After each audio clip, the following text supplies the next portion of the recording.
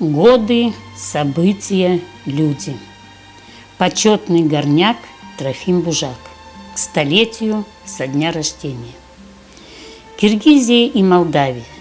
Далеки они друг от друга, но неведомый для себя судьбою Трофим Харламович Бужак в 1947 году оказался в крошечном шахтерском поселке Майлису, где уже полным ходом велась добыча урановой руды. Уроженец села Санжера Кишиневского уезда и не мог себе представить, что с ним такое случится. Правобережье Молдовы, где родился и вырос Трофим Бужак, с 1918 года по 1940 с центром Кишинев относилось к Румынии. В книге «Великая Отечественная война», изданной в 1985 году издательством политической литературы, написано: в июне 1940 года Советский Союз мирным путем добился освобождения Бессарабии, насильственно захваченной в 1918 году Румынией при поддержке Антанты. Одновременно СССР была передана Северная Буковина, населенная преимущественно украинцами. В августе 1940 года, после присоединения Бессарабии к Советскому Союзу, было провозглашено создание Молдавской ССР, а Северная Буковина вошла в состав Украины. Так, Трофим Харламович за год до начала Великой Отечественной войны почувствовал себя советским человеком. Затем война, фронт, плен и 6 лет лагерей. Отсюда и название «Шестилетник». В своей книге «50 лет на урановых рудниках», изданной издательским домом «Руда и металлы» в 2011 году, геолог-уранщик Борис Николаевич Хаментовский рассказывает о самоотверженной работе геолога и горняков при поисках и разработке урановых месторождений в тяжелейший послевоенный период, в частности в поселке Майлису. Машина, наконец, въехала в небольшой поселок, расположенный в долине реки, окруженный со всех сторон горами. В центре поселка размещались около десятка двухэтажных домов, сложенных из бытового камня, и несколько одноэтажных коттеджей. Вокруг по склонам долины были рассыпаны одноэтажные домики-кибитки. Это и был поселок Майлису, база строящегося уранодобывающего предприятия номер 13, почтового ящика 200. Основную массу людей, работающих на предприятии, составляли немцы, выселенные с Поволжья Украины во время войны, крымские татары и молдаване, а также пфэловцы, советские граждане, оказавшиеся по разным причинам на территории Германии. Эти люди после окончания войны были вывезены в Советский Союз и помещены в проверочно-фильтрационные лагеря ПФЛ сроком на 6 лет. Поэтому их иногда называли шестилетниками. Подавляющая масса людей была ни в чем не виновата, но среди них были полицаи, участники карательных отрядов, надзиратели немецких концлагерей, шоферы душегубы и участники других преступлений. В ПФЛ этих людей выявляли, и они несли заслуженное наказание. Были и лица, служившие в армии Власова, участники бендеровских банд. ПФЛовцев делили на 2 категории. К первой относили лиц, не носивших немецкую форму. Режим для этой категории был послабее.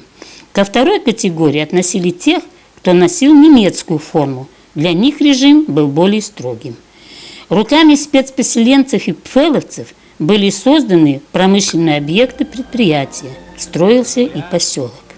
В ряде случаев эти люди занимали средние и младшие инженерные должности, но их постепенно заменяли молодые специалисты. Спецпоселенцы и пфэловцы в качестве рабочих ЕТР имели те же права и обязанности, что и вольнонаемные, и оплата труда была одинаковой. Вместе с тем они не имели права свободного выезда за территорию предприятия и должны были 2 раза в месяц отмечаться в спецкомендатуре. В трудовой книжке Бужака Трофима Харламовича обозначено год рождения 1921, образование начальное, профессия проходчик, предприятие почтового ящика 200. Первая запись была сделана 9 февраля 1948 года. Назначен рабочим хозяйственной части. За 20 лет своей работы на горном производстве почтового ящика, вплоть до его закрытия 5 февраля 1968 года, кем только не приходилось ему работать.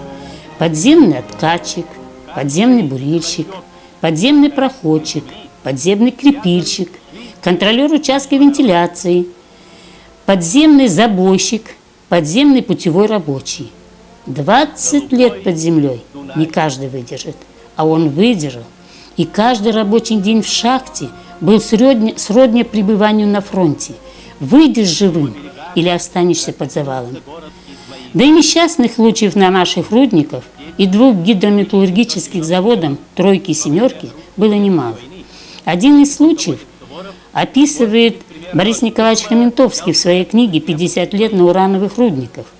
Выйдя из штольни, мы увидели, что внизу из штольни номер 70 выносят одного за другим горняков и укладывают на площадку устья штольни.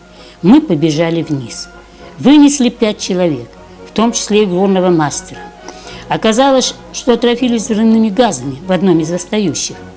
Горный мастер, поднявшийся в забой, увидел, что бурильщик лежит, и послал за ним 2 рабочих. Те, потеряв сознание, упали в забой.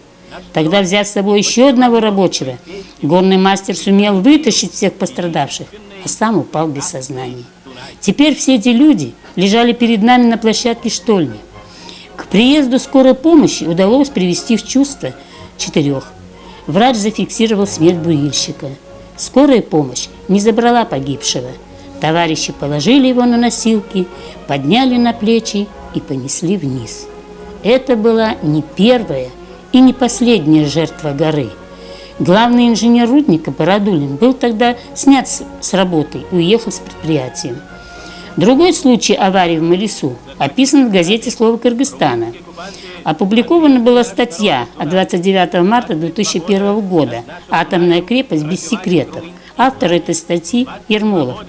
Здесь приводится интервью с одним из авторов научно-популярной книги «Радиационная экология города Малису» Юрием Алешиным, заведующим сектором научно-инженерного центра «Геоприбор», кандидатом технических наук о случаях прорыва хвостохранилищ. Вот что он рассказывал. Случаи и аварии на хвостохранилищах и на дамбах, в том числе с катастрофическими последствиями, имели место во многих странах мира. В США, Чили, ГДР, СССР.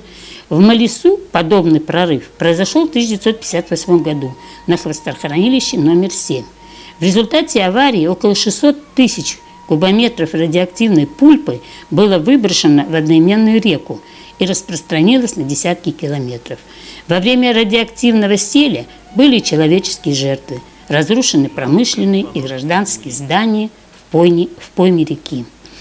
Ощущение опасности, которое смог выработать себе Трофим Бужак, спускаясь в шахту, уберегло его от несчастных случаев. За 20 лет его работы под землей он не имел таких случаев, а Родина достойно оценила его труд. В 1958 году Трофиму Харламовичу было присвоено звание «Почетный горняк» с вручением удостоверения номер 292 и выдан был нагрудной знак. В 1965 году ему присвоено звание «Ударник коммунистического труда». Здесь, на киргизской земле, молдаванин Бужак Трофим встретил в 1948 году свою вторую половинку Галиму Хасановну Хасаншину, красавицу-татарку. 1 октября 1948 года молодые создали семью. Галима родилась 7 ноября 1917 года, в день, когда свершилась Великая Октябрьская социалистическая революция в Татарской ССР, в бедняцкой крестьянской семье. Окончила сельхозтехникум, учительские курсы в Казани. До войны работала учительницей начальных классов. В 1943 году добровольцем ушла на фронт. Служила связисткой во 2-м и 3-м белорусских фронтах. Прошла войну от Смоленска до Германии. Победу встретила в городе Кёнигсберге. Награждена медалями за отвагу, за взятие Германии, за боевые заслуги. Имеет орден Отечества. В 1946 году приехала в город Кокенгак, Киргизская ССР, и работала мотористкой в шахте, а в 1948 году перевелась в Малисай. В интернациональной семье родились и выросли двое детей – дочь Софья и сын Александр, которые по сей день живут и трудятся в нашем городе. Трофим Харламович после закрытия рудника 20 февраля 1968 года перешел работать в Южное строительно-монтажное управление бетонщиком. В 1970 году ему присваивают звание «Ударник коммунистического труда». В 70-е годы Трофим Харламович трудится на предприятии «Киргиз-электроизолит». Сначала бетонщиком, затем плотником и вновь получает ударника коммунистического труда. В 1982 году Трофим Харламович вышел на пенсию, но продолжил работать в организации жилищно-коммунального комбината рабочим по текущему ремонту, где проработал до 1989 года. За долголетний добросовестный труд от имени Президиума Верховного Совета СССР решением Ожского областного совета народных депутатов в 1984 году Трофим Харламович награждается медалью «Ветеран труда». В 1998 году в возрасте 77 лет его не стало. Он пережил свою супругу всего лишь на 1 год. Последние годы тяжело болел, сказались годы шахтерского труда. У него был силикоз легких. Болезнь, которая чаще всего встречается у рабочих горной промышленности. Его дети, дочь Софья Кулигина, Бужак, сын Александр, живут в нашем городе. Хороших детей вырастили Трофим и Галима, такими же трудолюбивыми, какими были они сами. Несмотря на свой пенсионный возраст, их дети продолжают работать. Софья – отличник образования Киргизской республики. Больше 50 лет работает в средней школе номер 1 библиотекарем. А Александр Трофимович работает более 45 лет на электроламповом заводе. Растут у Бужаков 5 внуков и 4 правнука. Старший внук уже майор ФСБ в Российской Федерации, другой внук менеджер. У каждого из них, но в каждого из них вложена частичка от деда и бабушки.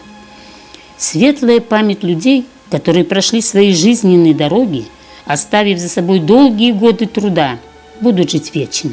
Их честный труд – это самый прекрасный памятник им на многие годы. Могут померкнуть на могильных плитах слова, написанные золотом, но не пропадут плоды человеческого труда. И дети верны своим родителям. Листья вашего дерева, а не серая тень его – это мы. Эхо вашего голоса, зерна вашего колоса – это мы.